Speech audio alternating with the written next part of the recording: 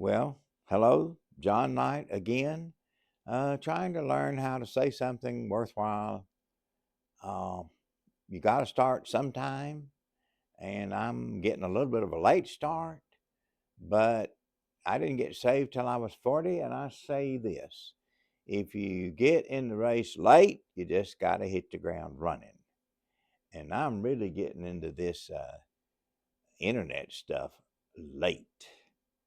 I'm 83 years old. I don't even have a cell phone. How low tech is that? But I'm learning. I'm trying to develop some, and um, I'm just here doing what I can to make this a better place.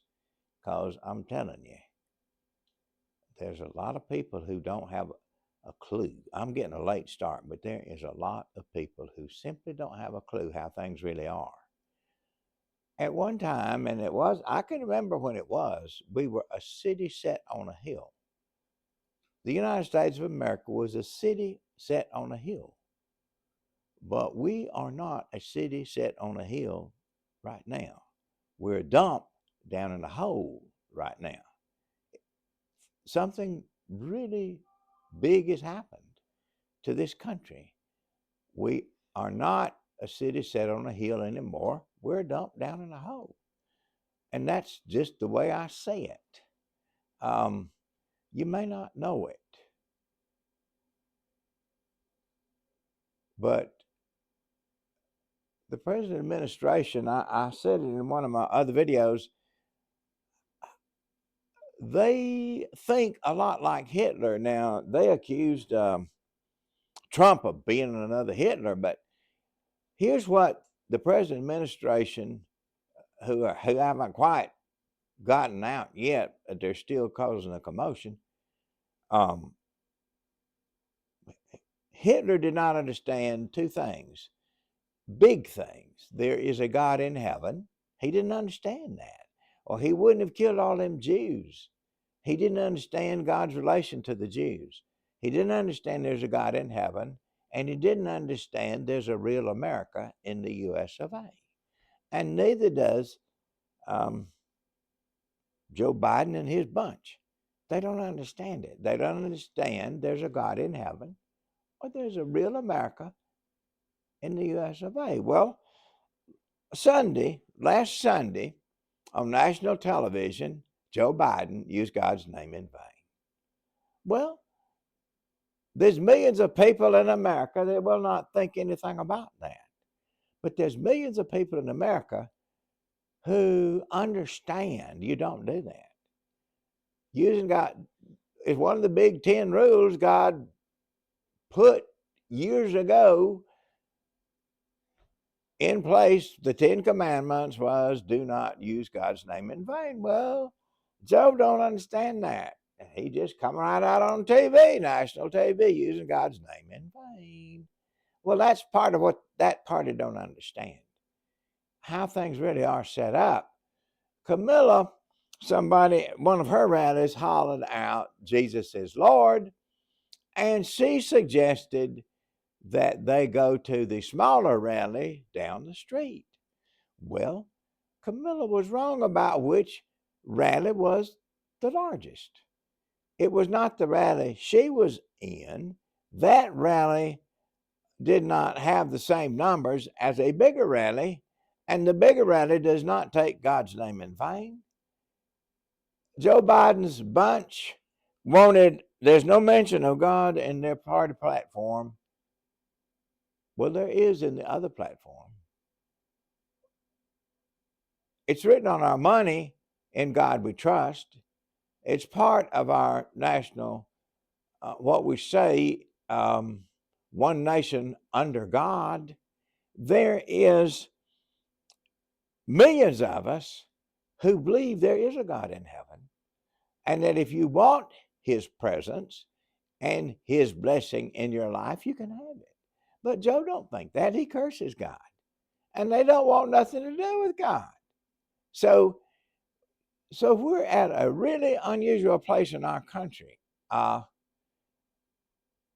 I guess I think a little bit different. At one time, we were fighting, we were a divided country at war with each other, using guns to kill each other, and we survived that. What a miracle. We survived that. Well, we're kind of back there today, but we hadn't started. I hope it don't come to a gun thing, but it's still a divided country. We're not the United States of America anymore. We're the divided state of America right now into two groups. It may be, you may think it's an oversimplification, but there's a group of us that wants to do things God's way, and there's a group out there that couldn't care less. They don't mind standing up there on national television and cursing God. Well, that's totally alien to how I think. I'm a Christian. Jesus lived on this earth for a while. People that thought he was not who he said he was, killed him. They could kill him, but they couldn't keep him dead. That is what happened. That is the history. That's part of the history of Jesus. He was dead for 3 days.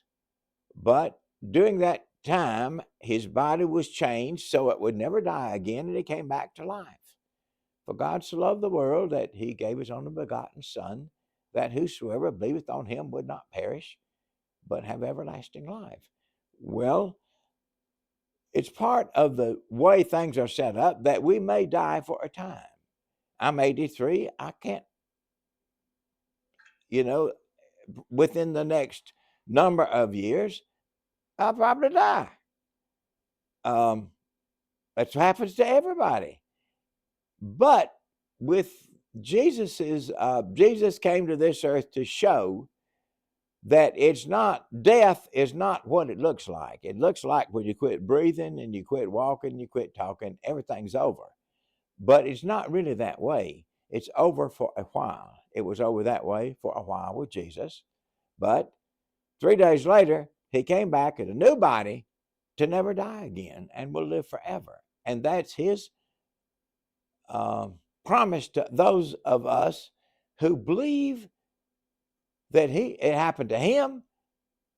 He said it's going to happen to us too. And I'm holding to that. I'm counting on that. I'm living my life so that I'll have the wonderful forever that God has promised to those who believe in his Son, in which I'm one, and which there's millions of us who believe in Jesus. But there's millions that don't. And we're at a real showdown. You've heard of the showdown at the OK Corral. Well, we're kind of at the showdown at the not OK Corral, because it is not okay to curse God. There is a God in heaven. Hitler didn't know it, and he did well for a long time, but he couldn't win that one. If you think there's not a God in heaven, that's a losing battle, and you're going to lose. Well, Joe thinks there's not a God in heaven, or he wouldn't be cursing him on national television. So that's kind of where our country is now. We're 2 weeks away from beginning a total new era. And I'm thinking hard and long about what can I contribute to making America great again. And I hope millions of you are doing the same thing, because we got 2 weeks that Joe is running wild, cursing God.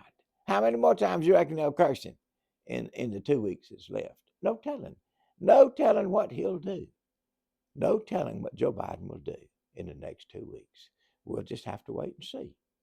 But there is a God in heaven, and I'm counting on him to show those of us who believe in him, who trust in him, who rely on him, who are counting on going to heaven when we leave this world.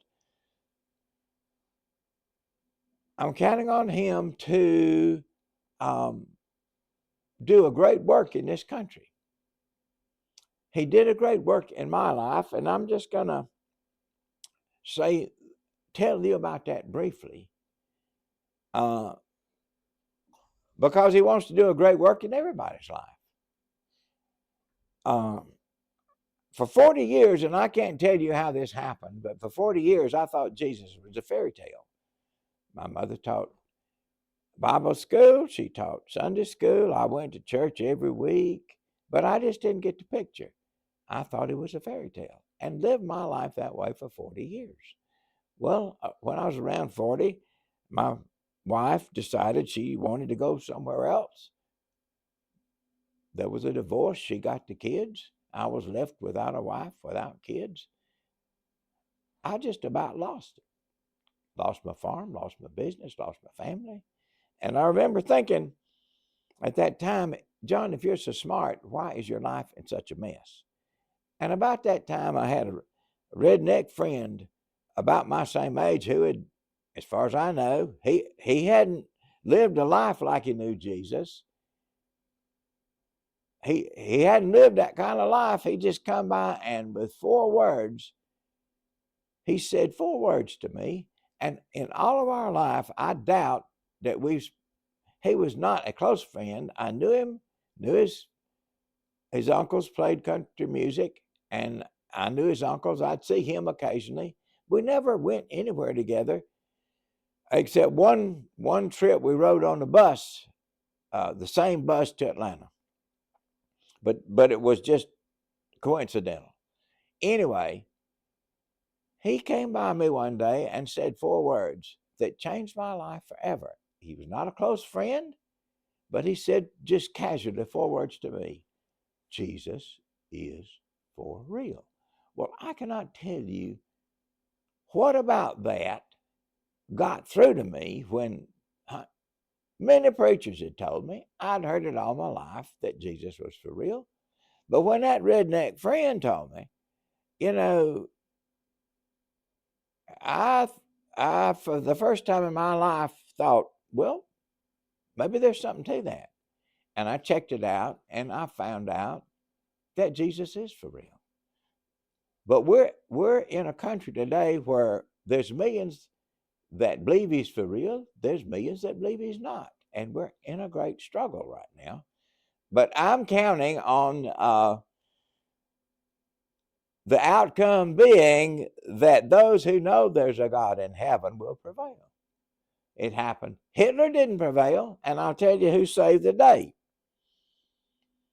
It was the youth of America, the young men raised on farms and in small businesses, tough as nails, came down to the army place and said, I'm 18, when maybe they was 15 or 16, telling a lie, just to get over there and take care of business.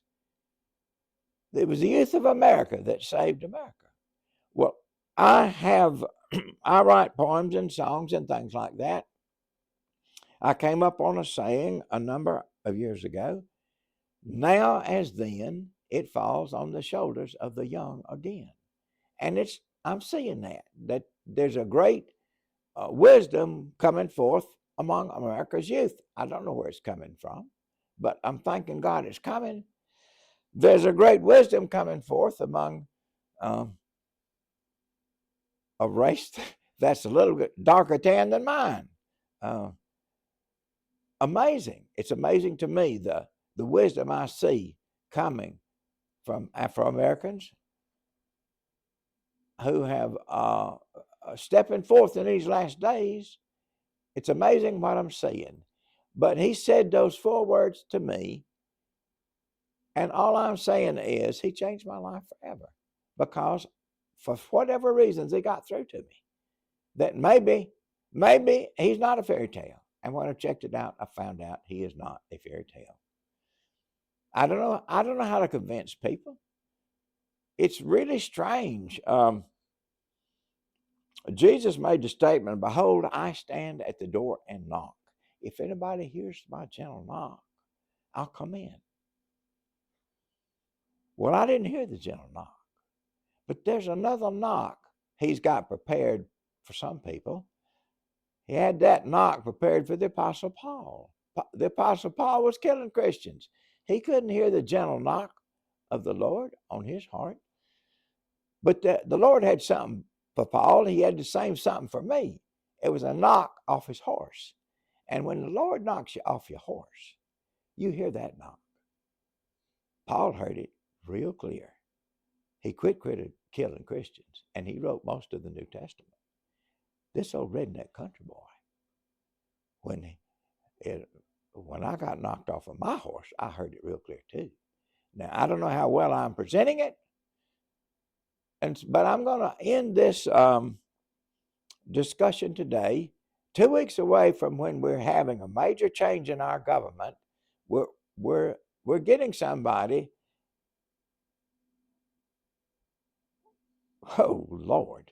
The one that curses God won't be our president. The God curser, his heritage is, I don't even talk about it. But we're facing a huge change, and I believe it's a change for the better. And I believe that those of us who know Jesus is for real will prevail in this upcoming struggle. So I'm just going to leave you with these 4 words. Hopefully, there's some of you, maybe that those 4 words will get through to you. They got through to me. This guy, he didn't know much about Jesus. He couldn't have known him long. The woman at the well didn't know much about him. She knew him long enough to know he was for real. She went into town and started preaching. She'd not been to any seminary, but she'd met Jesus, knew he's for real, got the whole town to believe he was for real. Those 4 words can be powerful if they can get through to you. They got through to me. I'm sending them on out to close of today's whatever I've done. I'm telling you, and I hope you believe it. I did. Jesus is for real. That's it.